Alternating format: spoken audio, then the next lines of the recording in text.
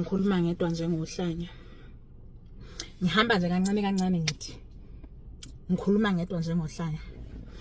Imibuzo enginayo ethi 1. I wonder ubenzeni abangani bakhe baze badayise ngaye kanje. 1. 2. I feel like we're also missing the bigger picture as South Africans. Ukuthi uEskom usebenza abantu abaphilayo. Mina nje Ntombi enhle noma without revealing a lot ngami ngikuwo lo mkhakha obheka amabhuku. You understand? Uma ngibheka amabhuku, part of the process engiyenzayo ukuthi ngecheck ukuthi contract nomsebenzi ne business need was it realized yini in the process and yonke into iconsidiwe yini. Excuse me. Futhi angithi ama tender ayabhidelwa. Ngiyabuka ukuthi was there a proper advertisement of a tender futhi why did we select this tender, but basically I get to the crux of that and I even go as far laba abanye abadila ngemali, they even go as far as the money. You understand? Umuntu osebenza eEskom owa approve itender kalobhuti le. You understand leyo nto? Meaning I feel like we're missing the bigger picture. Ukuthi Eskom is in on this. Eskom is in on this. Meaning they co-signed, they agreed to buy those relays. Abiza from 150 to 300 rand for 50,000 rands. They agreed. They said everything is fine. They approved it. Why is no one going as far as deep as that? No makusase eli. Awalahla amathemba. And nanzo-ke enye into eSouth Africa esengirealizile ngalama commission ahlalayo amosha imali yabakhokhi bentela njalo ngoba lama commission ayahlala abantu abasuke bewaqalile bathole lento ade beyifuna bese kuphunywa kanjalo kithi ngoba lama commission ane mission behind. Uyazi ukuthi lana we are missing the bigger picture ukuthi uEskom ukholuda nama tender, they agree ukuthi bazonikana lo 70 something million. They agreed to give him that money. Someone overlooked the tender process. Someone chose his paperwork. Kuthi bene nginkampani ezo 3. Someone chose. Umbuzo uthi Eskom ekwazi ukukhokhela ama relay aka 150 ukhokhela u50,000 rand in. How many other things is Eskom willing to pay for at an exorbitant price? Zingaki ke zing ilahle kuEskom olithenga ngamalini. If ama relay ilahle, which is the backbone and the engine of Eskom, ulithenga ngamalini. Ngikhumbula mina ke vele seningangishaya South Africa. Ngikhumbula ngesikhathi sikababa lo ya wenkohlakala enkulu. Lo ubaba lo wasenkandla. Niyakhumbula yini ukuthi one of the issues ayibhekane nayo in the failure of Eskom wa discover bathi Brian Molefe nabangani bonke nje lela qembu lakhe lithi la discover ukuthi badayisela ulahle limanzi 1 2 badayisela ulahle at an exorbitant price. Uyazi benza njani? Bakhatha out the middleman. Bathi wesibanibani uhamba uyosigubhela ilahle lapha ubone ukuthi ungasidayisela ngamalini. Wathi usibanibani mina ngizonicharge for machinery, ngicharge for transportation, ngicharge for labor because ilahle is a natural resource. You understand leyo nto? Ngicharge futhi maybe for mining, for me owning the mine or having mining rights at that time. You understand?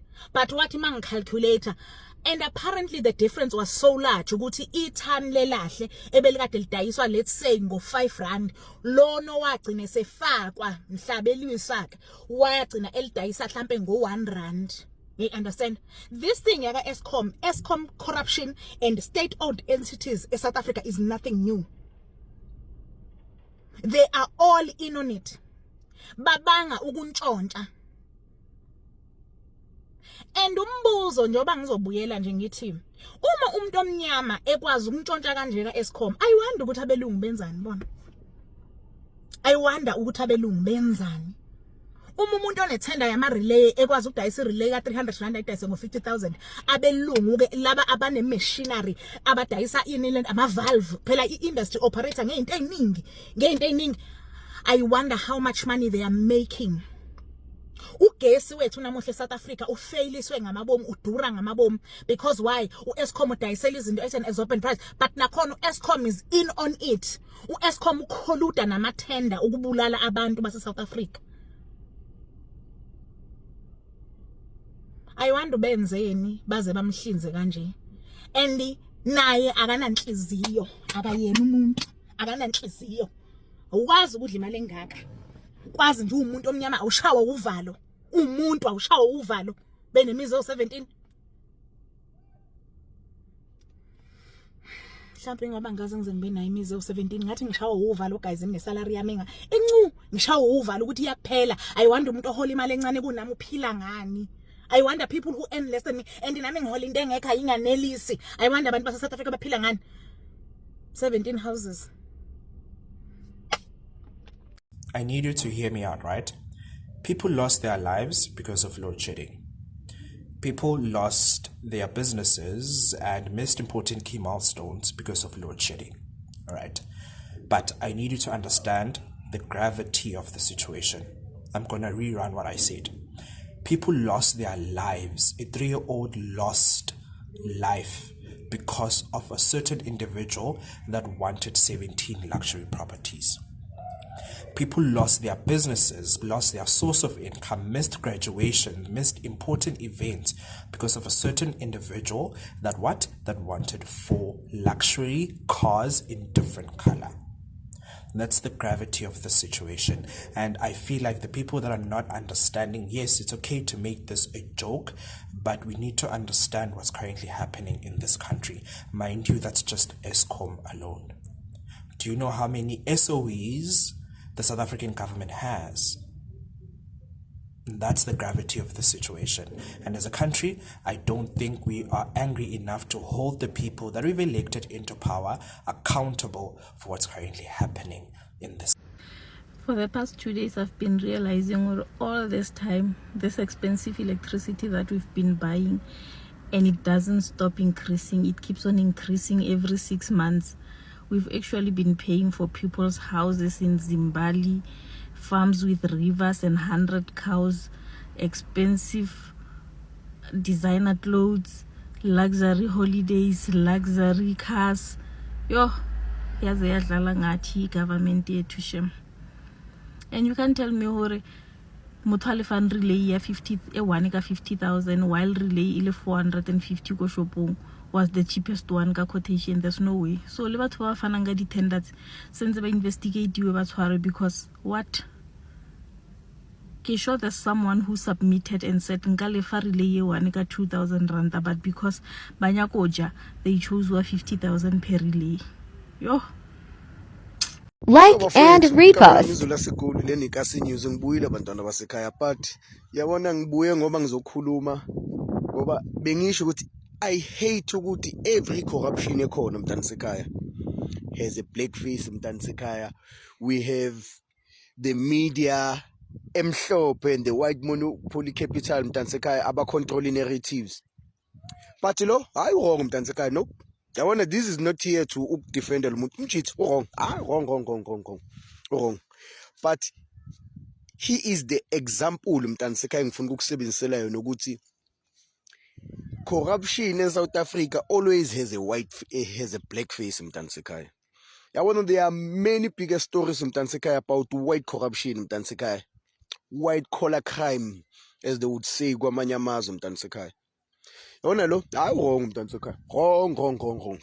Kodwa bheka buka wena umuntu omnyama, ingane encane ibihlezi ivalelwa ingawudla ushukela. Mfethu ngisho nawe mabangakunika a jar of cookies manje into kade bakuvalele yona, what would you do with the jar of cookies? Would you share it with your neighbors? No.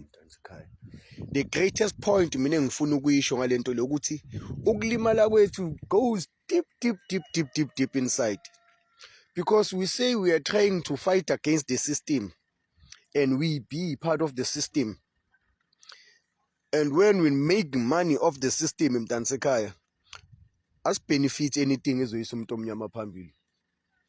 Yabona lo mjita lo uyidlela ifebe wayithengela imoto ezibizayo. Ayiki crash, there is no black nation building thing ayenzile mntansekhaya esingayibamba substantial ukuthi awona lo mjita lo wenze something fanele simdefend. Hayi lapho buzala, but fanele simdefend. Yabona the biggest corruption ake Eskom mina wangitshela, yabona ungamlandela lo mjinga, the biggest isasekhona namanje Cleanco 2 years back mina ngigxilile kakhulu ngangena ku-Glencoe. There is nothing why kuma-videos wama 2 years back ubone how much i-Glencoe iyenzile, and ubone ukuthi i-Glencoe not just ukuthi be-inflate ama-price, ithenga ama-judges, ama-politician. I-Glencoe is the most corrupt company Mntansekhaya in the whole world Mntansekhaya in the past 2 years. They have been fined imali all over the world. Mari South Africa, they are being protected. Why? Because Glencoe, it is associated no Matamela or Cyril Ramaphosa. Nothing ever happened to Glencoe. Glencoe is the biggest scandal in Mntansekhaya. Nyasibona le scandal lisi SAPS is 50 billion. The biggest scandal is gone. Yiso-ke lisi. Angazi ngiphilile ngigcine ngiphuzile, but otherwise qhubeka nje la engibona ukuthi kufanele ngikhulume khona.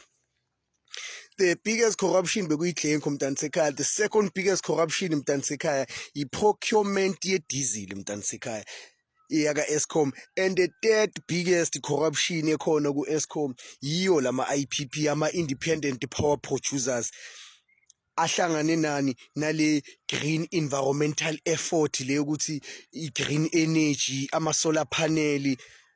Yabona futhi le ama-solar panel, the biggest scandal sakhona Mntansekhaya, ungahamba uyofollow uPrince Mthombeni ukhuluma about ama-solar panel wona le i-project yakhona reduced corruption yase-Free State. But mina my point is here, I did say ukuthi I hate ukubhizi ngiba kuKasi News ngiba nani having a black face as a face of corruption. Why is Mntansekhaya kunabelungu Mntansekhaya, they are the biggest benefactors Mntansekhaya ngamathenda ka-government, whether they are regular or they are irregular Mntansekhaya. That is it Mntansekhaya. Yabona in every time mabakuvezela umuntu omnyama ukuthi udla imali oyini, yeah vele I know, ngivele ngibona udo bangivezele enye ingane encane iphuma esibelethweni sakamayayo who's just landed himself a hand in the cooking jar. There are those Mntansekhaya who own the factory. Tina, we are given a cookie jar to take 1 cookie or 2 cookie depending ukuthi bona bafuna kanjani. And then bona, the white people Mntansekhaya, they own the bakery, they own the manufacturing plant eyenza lelo glass le cookie jar, ba owner the farm that makes the wheat and the flour. Uyabona Mntansekhaya, Tina, we only are given a cookie jar. So here is a cookie jar. And impilo yakho yonke, that cookie jar ubuyibonela from afar. You're only given 1 cookie a day or 1 cookie a month. Only for you to be given a whole cookie jar without any restrictions. Maba uyikhola into ungayiva into ngisho, awuthatha ingane yakhe encane uyinika ushukela. Uyibona uzenzani, unika after 30 minutes ubone phansi uzoba kanjani. Ize ugula self-harming ngoshukela ezowugwinya yona, izoyigulisa yona, izoyibulala yona. The very same thing abo laba Mntansekhaya. The black faces of corruption in South Africa. Usheka ama-decision abawenzayo. Gcwele ifebe nama-baddies nama-club. There is nothing constructive mntana abayenzayo. Angiblame bona, mina ngiblame the mindset abasishaye ngayo emqondweni wethu thina by this system Mntansekhaya. Mina khona into engakazi ngisho mina ukuthi I'm not a politician, but one thing esemlomeni womuntu kakhulu abantu mabakhuluma. But na wena mawungangena ehlalweni ungenzani? Na ungahla. Khuluma abantu abalimele. The greatest potent weapon Mntansekhaya against the enemy has against us Mntansekhaya, it is our mind and our knowledge Mntansekhaya to ukubona izinto from a far and a better point of view than le abasinike yona. Yabona history yethu eningi, our history nje ibhalwa amabhubesi siyizimvu. Ungathi uyimvu kanjani uzokholelwa into ebhalwe yimvu?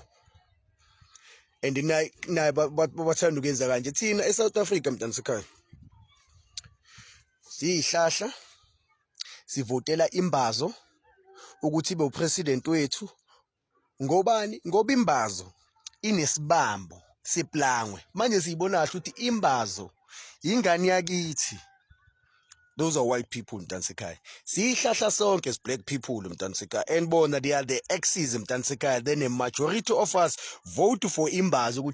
Is your kauli ihlahla. Imbazi is at time. I have your best goals on the best solutions at heart. Ushimbazi. Itshela thini ihlahla. Bese siyahamba soyivotela. Bantwana basekhaya.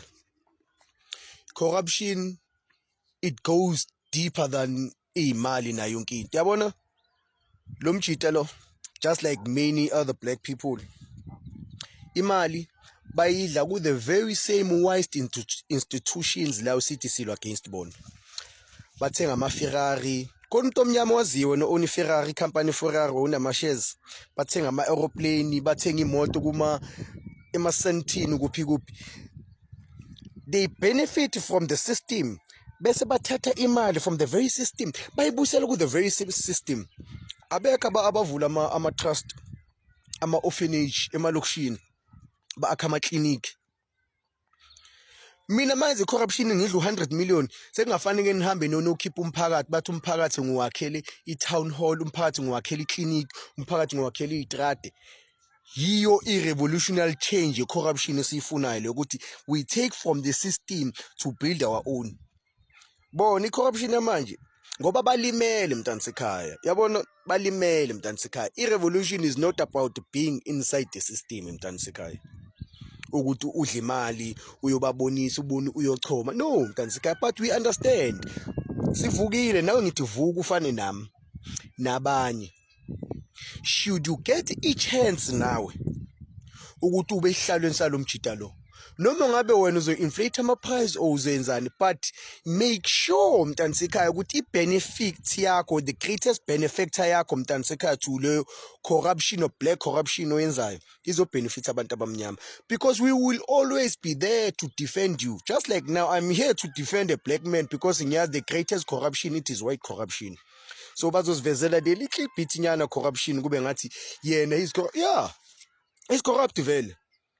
Manje kuzoboshwa yena kuye kabo Dlenko nama corruption angaka. Bantwana basekhaya igama lami izolo laseGoli. Uyangithanda ungithanda kodwa bengikhulumela la ekhaya senzani, we like, we follow, we repost. Yezo mntwana basekhaya.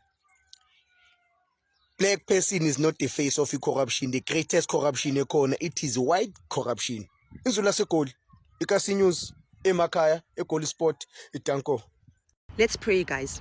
Let's pray for God to make all of this corruption go away. I bet that's how the apartheid government was overthrown. People were praying so hard. He had no choice but to come down here and fix it. Do you see why prayer is privilege talk?